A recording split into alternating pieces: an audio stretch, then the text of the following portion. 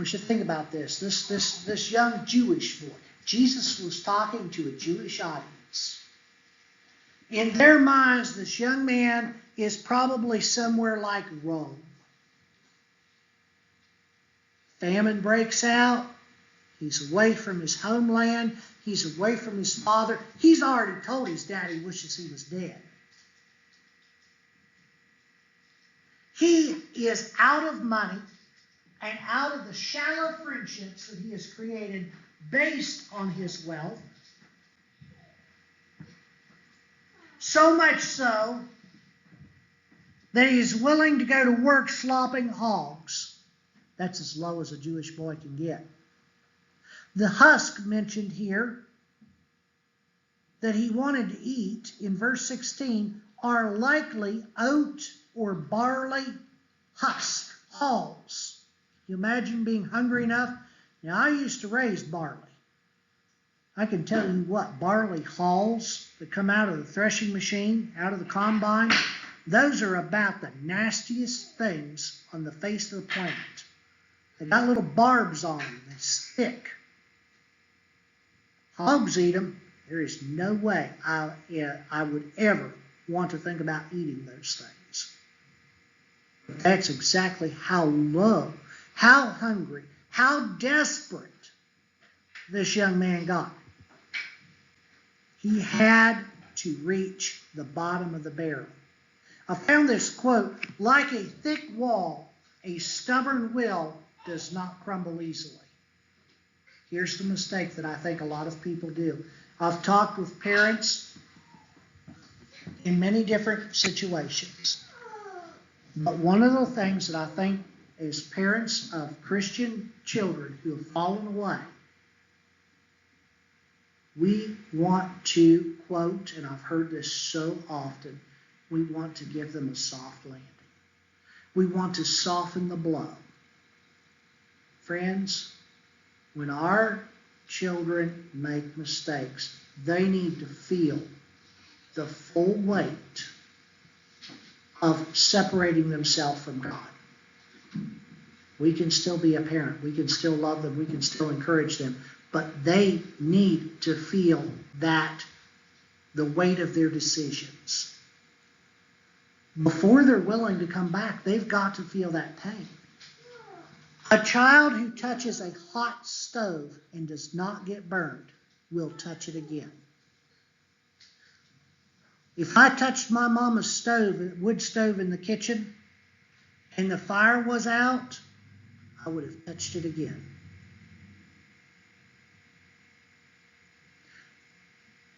If I touched my mama's wood stove and it had been warm, I would have touched it again. If I had touched my mama's wood stove and she had grabbed my hand and said, "Don't touch it," she already did that. I'd have touched it again. We've got to feel the weight of our mistake. But you know, the good thing is, God has a plan. And if we follow God's plan, not everyone will return. But if we follow God's plan, those who reach the bottom of their barrel are going to be faced with a couple of different decisions. This young man was faced with two decisions. He could make one of two decisions. He could continue to eat the garbage and slop hogs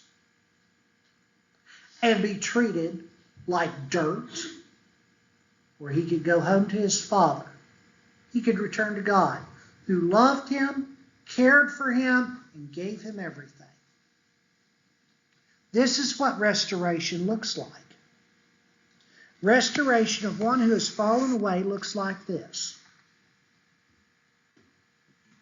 Again, I don't encourage you to cut off all communication. They need to be reminded that you exist. Luke chapter 15, verse 20. And he arose and came to his father. But while he was still a long ways off, his father saw him and felt compassion. Guys, It doesn't matter how far your child falls. It doesn't matter how much they've hurt you in the past. Do not hold a grudge. Always, always be ready. Ready when that child needs you. His father saw him and felt compassion and ran. He didn't wait for him to come. He ran to him, embraced him, kissed him, and said to him, and the son said to him, Father, I've sinned against heaven and before you. I'm no longer worthy to be called your son. But the father said to his servants, bring quickly the best robe and put it on him. Put a ring on his hand and shoes on his feet. Bring the fatted calf and kill it. Let us eat and celebrate. For this son of mine, notice what he says, was dead and is alive again. He was lost and is found. And they began to celebrate. Jesus puts the Father's loving heart on full display in this parable. A man who does not wait for his child to come, but as soon as he sees that he's coming, he rushes out and loves him. For Christians, Jesus came to display his Father's love. Jesus came and put it all on display on the cross. I've got just a couple of closing thoughts to consider, and the lesson will be yours this morning. Number one, don't let rebellion ruin your home and the rest of your family. Number two, if rebellion necessitates a separation, do so. Draw the line where the Scriptures draw the line and stick to it. Number three, let them fall.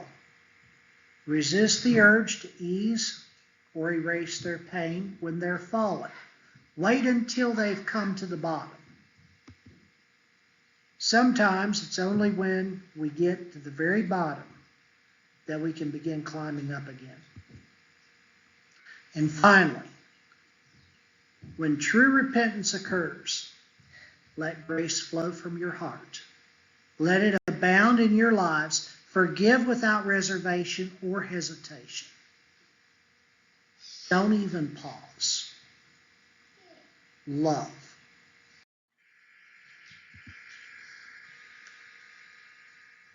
As parents, start early. The earlier you start to train a child, the earlier that child learns cause and effect.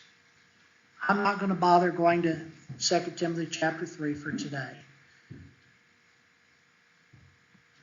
The days of opportunity that a parent has from birth until adulthood are few. Do you ever consider this? Did you ever consider that as a parent, you only have 6,570 days? 6,570 days to prepare your child. Look at what the Apostle Paul tells the Ephesian Christians in Ephesians chapter 5.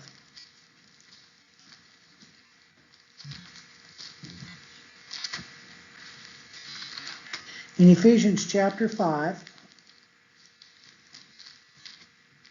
and in verse 16.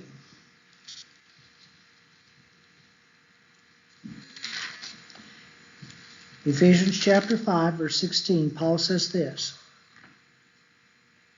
Paul says, make the best use of the time because the days are evil. Your King James versions will say, redeeming the time because the days are evil. It means the same thing. It means to make use of every opportunity. Every single one of those 6,570 days. If we limit the distance between us and our children. I'm a firm believer that limiting the distance will draw them closer to us.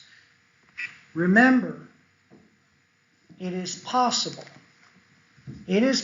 for any archer to hit the bullseye every single time by limiting the distance of the shot. The same is true with our children. Accuracy increases with proximity. It is important to be near our families. And I'm preaching to myself just as well as anyone else. It is important to spend that limited amount of time with those we love. Chapter 28, if you'll go there. We're out of time, but I do want to hit Isaiah chapter 28.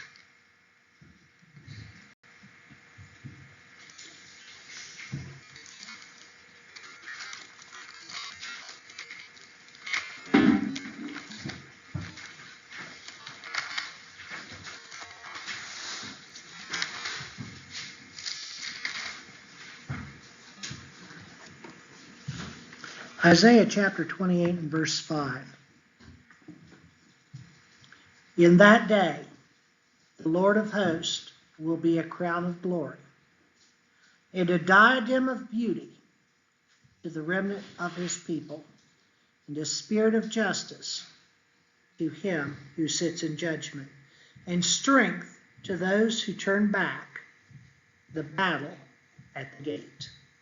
I want to leave you with those words from Isaiah this morning. I want you to ponder those words this week. The Lord of hosts will be a crown of glory and strength to those who turn back the battle at the gate. If you're here this morning, you're not a child of God, or if you have anything that we can assist you with, if you'll take out your songbooks, the blue